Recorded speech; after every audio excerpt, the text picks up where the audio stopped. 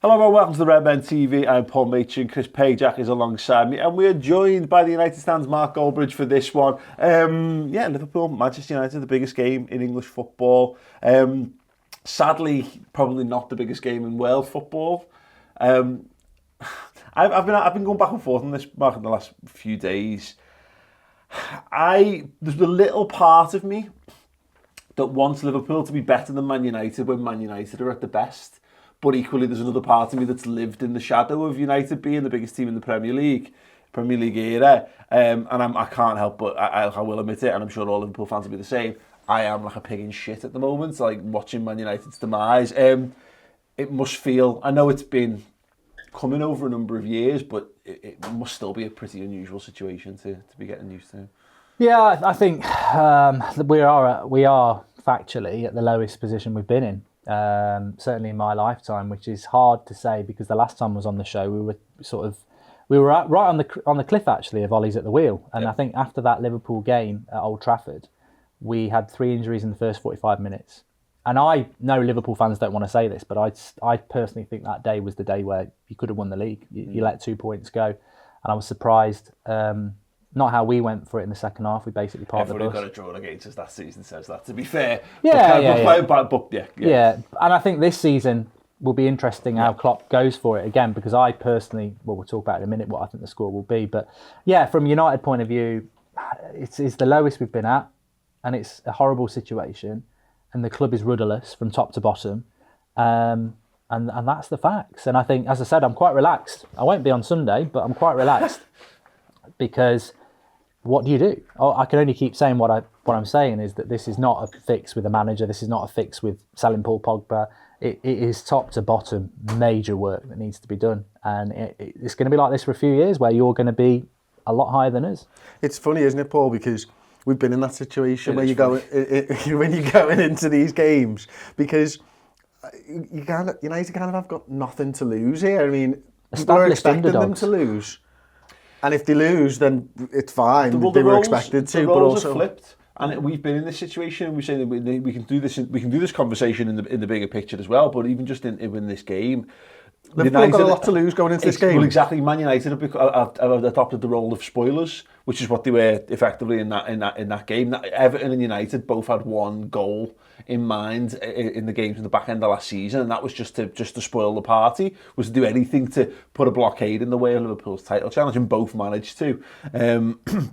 In one way or another, and that's what it's become. And we've had this for years, going into these games with United being almost in a different league to us, and us just looking just to knock them down a peg. We knew we were never going to get them down to our level, but we wanted to go there and just annoy them. Fucking annoy them and derail their title hopes in one way, shape or another. The one thing that I would expect, and I don't know what your feelings are on this, Mark, is that, and we saw this in the game last season at Old Trafford, you'll see it. The atmosphere will be there, and I suspect the atmosphere will be as big, if not bigger, because of this thing. It's like it gives United fans a common rallying cause, because the Solskjaer stuff can get put away for 90 minutes, and the Ed Woodward stuff can get put away for 90 minutes. The focus becomes on beating the old enemy in front of you. It's interesting because I remember David Moyes of Liverpool came and he basically said we were the underdogs, and he was sacked for not getting top 4. And here we are 6 years later, and we are the underdogs, and we're basically in mid-table, and we're being told that that's something we need to buy into and be patient with. And I've seen your patience rants have become somewhat infamous in recent weeks. Yeah, I'm not patient because I don't see the vision. I think, I said to Chris off air that this ridiculous notion that what Solskjaer is doing is reminiscent of what Klopp was doing 3 years ago, or even worse, what Sir Alex Ferguson was doing in 1989. I mean, people need to open their eyes up. Maybe Solskjaer will be the right man. For 3 months, he was playing a brand of football that I and many other people wanted to do, but he's not doing that now. The football is terrible. So what is the vision and what is the patience with that brand of football? We will play 4-2-3-1 on Sunday. We will play park the bus football. Ultimately, we've got to against Liverpool anyway. As a one-off, you probably would. We're definitely going to do it if we're doing it against Newcastle. So this role of underdogs, I don't know how even when Mourinho was here, we'd just finished second and he got the sack quite rightly, but the drop off under Ollie is just ridiculous. It reminds me in some regards of, and again, it's not quite the same because obviously I think United is still at a much higher level, generally speaking, but Everton kind of had this put in the post-Moyes era. They bring Roberto Martinez in, they had like a very organised defence, and Martinez comes in and goes, go on lads, be yourselves, run free, run barefoot on the beach and laugh and enjoy your football. And it felt like Solskjaer kind of did that a little bit. After Mourinho, his methods are infamous of, embarrassing players on the training ground and really being rather overbearing, I guess, in that regard. It must have felt very freeing for Solskjaer to come in, but the issues then become when that stops working. What's your basis? What are you I suppose what Mark's sort of getting at, Paul, is what's Solskjaer's philosophy? Yeah, isn't it? I mean, Klopp, we knew what Jurgen Klopp's philosophy was.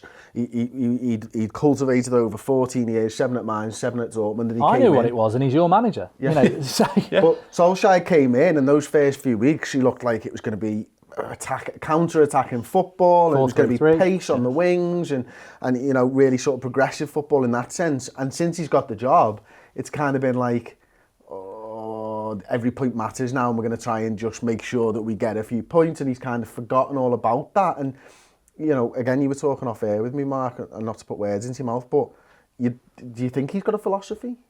International break's great for catching a break, isn't it? But people send us stuff, and I'm sure you get it. Somebody sent me an interview of Ole Gunnar Solskjaer when he took the Cardiff job, and it absolutely terrified me. Some of the stuff he said about quality of players that want to come to this club, and it's like, oh my God, did no one from the club watch this before they gave him the job? It's like, to be fair to Ollie, I'm not Ollie out. It's in a sentence, I don't think our board deserves the right to sack this manager. Yeah. They should go, bring a proper board in, and if they decide he's not good enough, which he probably isn't, they sack him. I think this board sacking Ollie doesn't solve the problem. But what his philosophy is at the moment is, we beat Chelsea 4-0 on the opening day, and most United fans will tell you, Chelsea were robbed. How do you do that? But they played the expansive football. I'm not surprised where Lampard is. He's got a vision. We've been playing cowardly defensive football from day one, and I don't really get it, because that's not why he got the job. The defence has been good, though.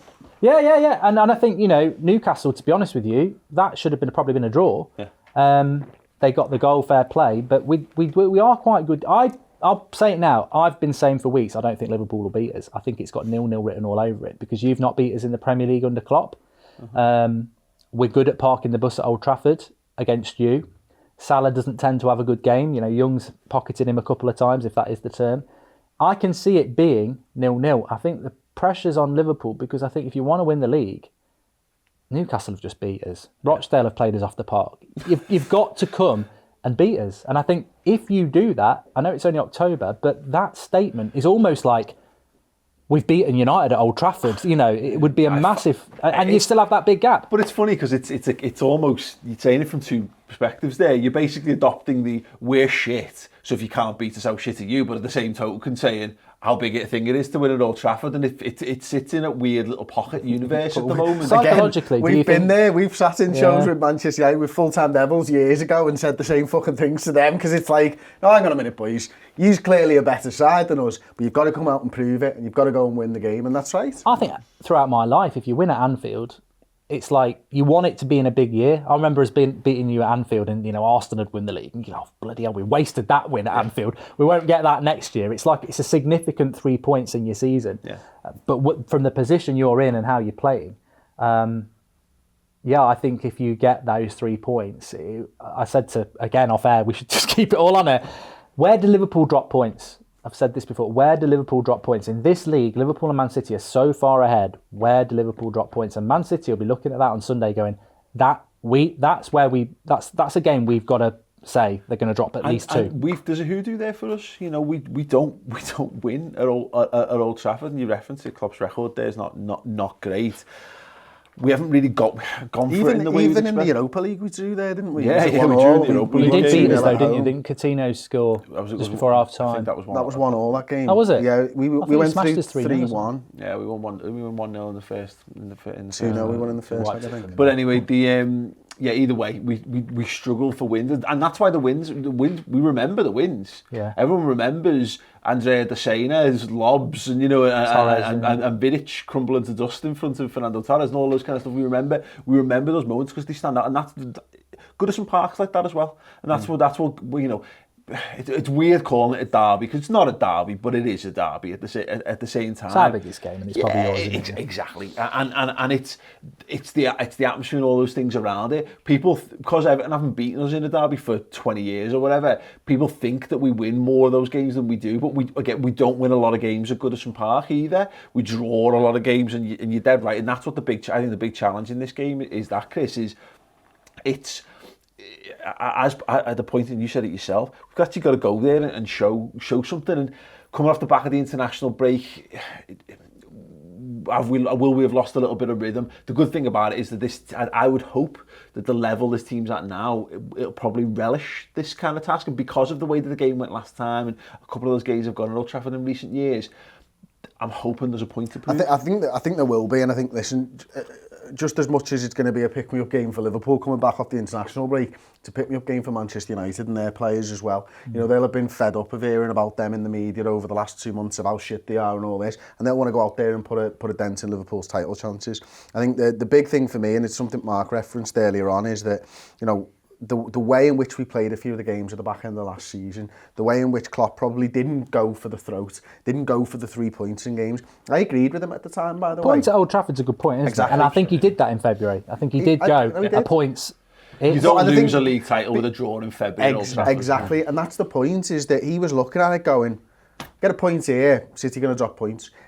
City won 14 games on the bounce at the end of the season. Everyone was expecting them to drop points. This time around, he'll go into that thinking, City aren't going to drop any more points for the rest of the season, boys, so we've got to win every single game. Yeah. We've seen that in games already this season where he's bringing on subs, and we've ended up with Origi, Mane, Salah and Firmino on the pitch. We didn't see that last season that I can remember. Yeah. And he's already doing it this season, 8 games in. Yeah. He's pulled this one out the bag. Yeah. So he recognises that you can't take advantage, you can't plan for City to drop points. If they drop points, they drop points. Yeah. And this game, I think Liverpool have to go for the throat, and that'll be the messaging going into the game. I agree. I think our game plan for the season is to go flat out burn as long and hard as you possibly can, and then see where you land. When you start to run out of fuel, you look around and you see how far ahead. If you've got a lead, then you can breathe and you can refresh things. If you have to go again, then you'll find a way to push harder and what have you.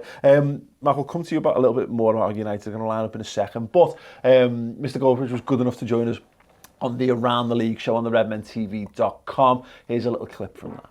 UEFA have had this protocol in place now for 10 years.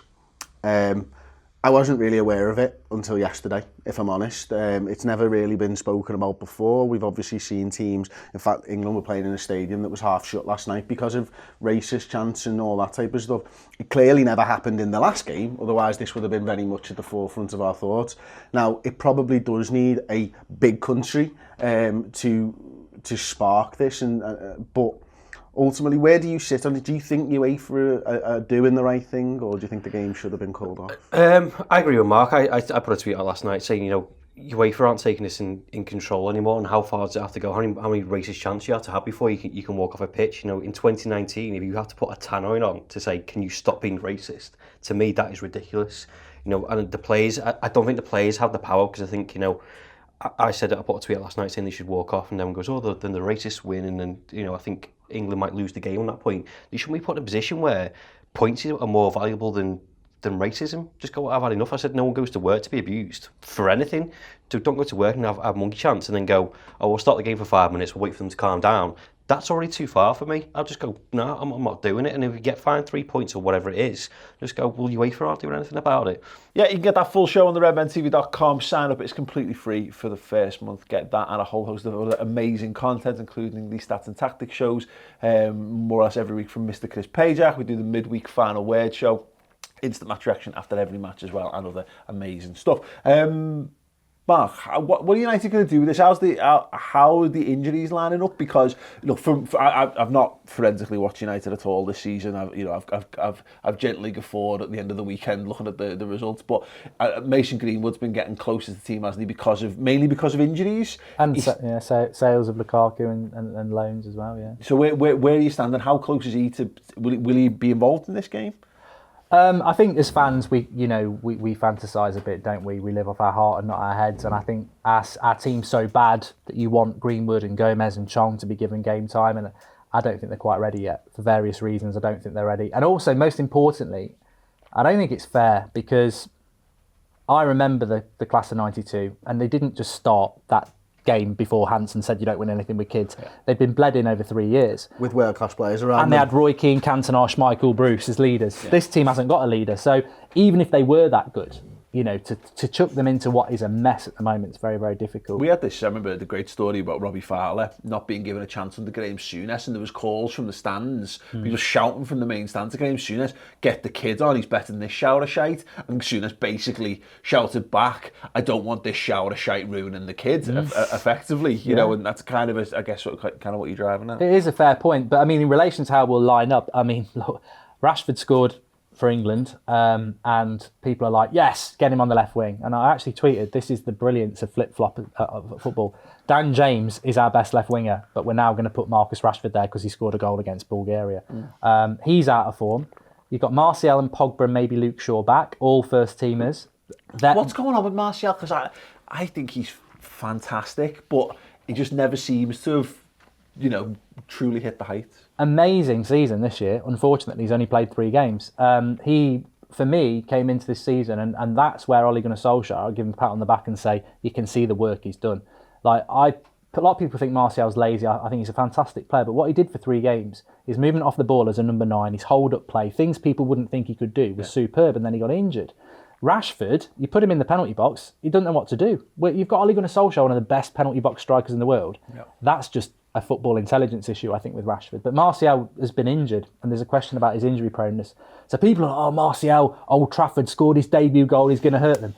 Right, Martial's going to come in having not played for a month and sort out a Liverpool defence. I mean, Pogba the same. So I think they're back, but they're not match fit. So I think United go into this game, literally on their knees. And the bigger picture is, if Liverpool were to hand another loss to Solskjaer, does it actually force him out the door? Because we've not really discussed it. I'm not really discussed it with anybody. But so would the time not have been before the international break? He won't get the sack. He won't get the sack. Even if he beat us 4-0, he won't. The club are on this fast track. About 5-0. They won't do it. 7. 7. But there's something that shouldn't be underestimated. The fan power, and it stings. And it was it was basically the final nail in Mourinho's coffin, losing at Anfield. It's hard, and as fan creators, it's something that I get constantly. You're clearly Ollie out because you're so negative.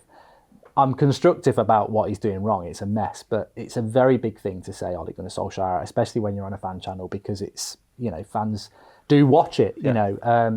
But he won't be sacked if we lose. But I think that we are going into it in a real state of 0-0 will be our best. I mean, we are bottom of the league or second bottom of the league. When the chances of having a shot in possession, we're bottom of the league, basically. Yeah. So you've got a very good defence. I think if we're going to win it, we'd have to do it like we did against Leicester. Maybe get a dodgy penalty. Well, it was a penalty, to be fair. And then defend it out. So I think that our game plan rests on keeping a clean sheet and maybe nicking something or getting a point, which would be a good result for us. What does the midfield look like if Pogba's not fit? Shite. But